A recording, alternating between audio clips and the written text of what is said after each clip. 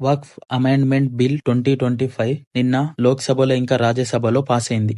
అసలు ఈ వక్ఫ్ బోర్డు గురించి కొంచెం తెలుసుకుందాం. 1995లో కాంగ్రెస్ గవర్నమెంట్ ముస్లిమ్స్ యొక్క ఓట్ల కోసం వక్ఫ్ యాక్ట్ ని తెచ్చింది.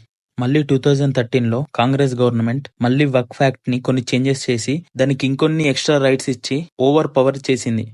నేను ఎందుకు ఓవర్ పవర్డ్ అంటున్నా అంటే ఈ వీడియో ఎండింగ్ వరకు చూస్తే మీకే అర్థమవుతుంది. ఇప్పుడు వక్ఫ్ అమెండ్మెంట్ బిల్ 2025 విషయానికి వస్తే, పాత వక్ఫ్ యాక్ట్ ప్రకారం వక్ఫ్ బోర్డ్ ఏ ప్రాపర్టీనైనా without papers or with papers స్వాధీనం చేసుకోవచ్చు. కానీ ఇప్పుడు అలా కాదు. వక్ఫ్ బోర్డ్ ఏదైనా ప్రాపర్టీని క్లెయిమ్ చేయాలనుకుంటే అది వక్ఫ్ దా కాదా అని కలెక్టర్ ఎంక్వైరీ చేస్తాడు.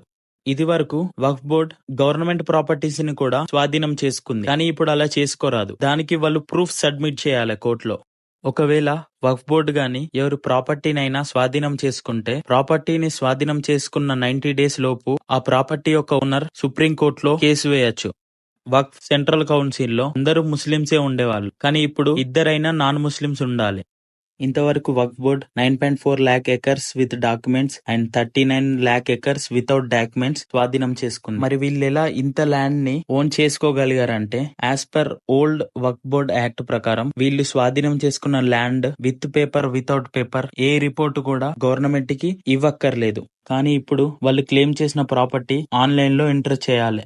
ఈ వక్ఫ్ బిల్ ని కొందరు ముస్లిమ్స్ అపోజ్ చేస్తున్నా, మరికొందరు సపోర్ట్ చేస్తూ సెలబ్రేషన్ చేసుకున్నారు.